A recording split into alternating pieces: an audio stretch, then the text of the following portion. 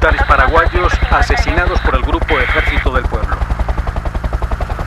El gobierno paraguayo acusa al grupo Ejército del Pueblo de medio centenar de asesinatos desde su fundación en 2008. En pocos años, el EPP se ha convertido en el auténtico enemigo del pueblo paraguayo. Con secuestros y atentados lograron atemorizar a gran parte de la población nacional. Pero, ¿qué es lo que busca este movimiento? ¿Cuál es la intención final de este grupo terrorista? Para entender sus objetivos, primero es importante entender qué es y cómo se formó el EPP. ¡Viva el EPP! ¡Viva el heroico Marical López! ¡Viva el EPP! Comunicado del Ejército del Pueblo Paraguayo. Si bien el EPP fue fundado el 1 de marzo del 2008, para entender cómo se formó este grupo debemos remontarnos hasta el año 1989.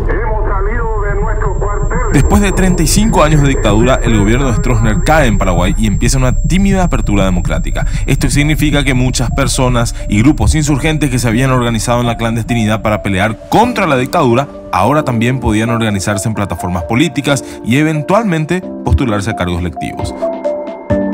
Una de estas personas que soñaba con llegar al poder era Juan Arrón. A finales de los 70, Arrón termina el colegio, asiste a clases nocturnas y empieza a frecuentar reuniones de organizaciones sociales y movimientos de izquierda. Es justamente en esta etapa que la perspectiva de Juan Arrón empieza a cambiar radicalmente. Unos años más tarde, Juan Arrón se pasaba la mayor cantidad del tiempo escondido entre el interior y la capital, organizando grupos, captando gente, a lo que él mismo definía como estar conspirando. Entre el 87 y el 88, Arrón es arrestado y pasa unos meses en la cárcel de Tacumbú acusado de romper la tristemente célebre Ley 209 para preservar la paz pública. Luego de la caída de la dictadura, Arrón comienza a activar en organizaciones sociales y a frecuentar mitines en donde puede encontrar más adeptos a su causa.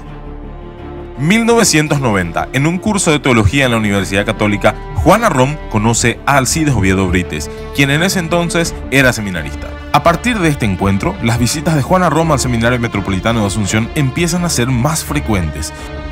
1992 se convertiría en un año clave. En Paraguay se rompe la tranquilidad eclesial cuando el Seminario Metropolitano de Asunción toma la drástica decisión de expulsar a 8 seminaristas.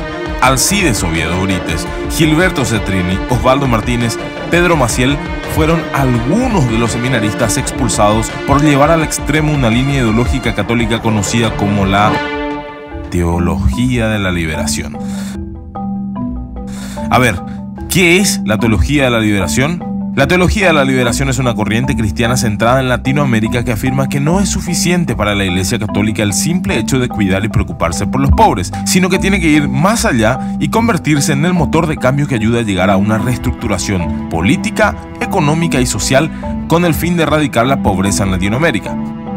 En sus inicios se presentaba como una respuesta humanista a tantos abusos causados por las dictaduras militares latinoamericanas. Pero entrando en los 80, ciertas facciones del movimiento empiezan a radicalizarse cada vez más, en ocasiones incluso llegando a tomar las armas.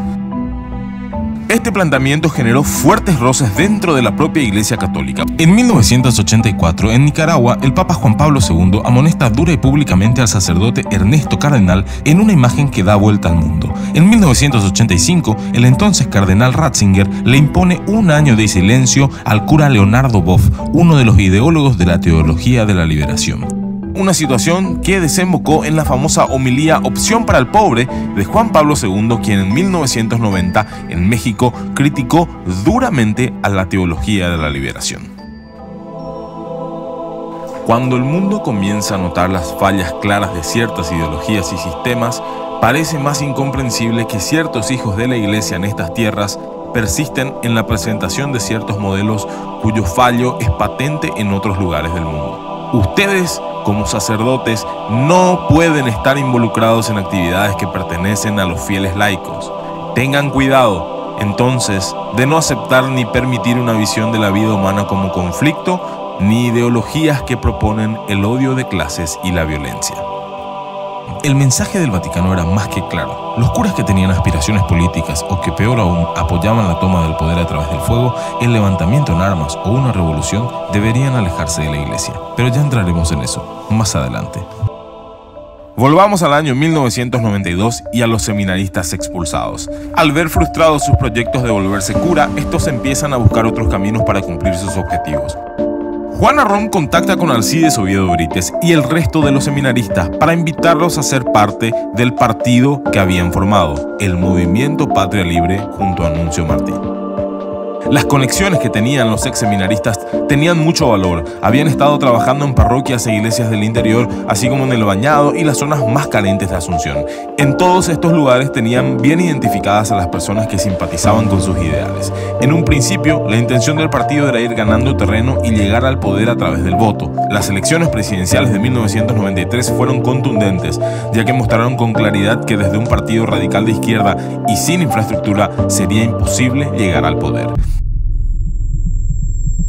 El movimiento Patria Libre parecía ser completamente intrascendente. Entonces había que empezar a cambiar el rumbo. La estrategia elegida fue seguir con el partido político, con Juana Rom a la cabeza y en paralelo crear un brazo armado, el cual sería liderado por Alcides Oviedo Brites. La facción armada se enfocaría en acciones criminales que les brinden dinero a la par de instalar la idea de la revolución como alternativa para el pueblo. Ese movimiento armado sería el movimiento inicial de lo que más adelante conoceríamos como el EPJ.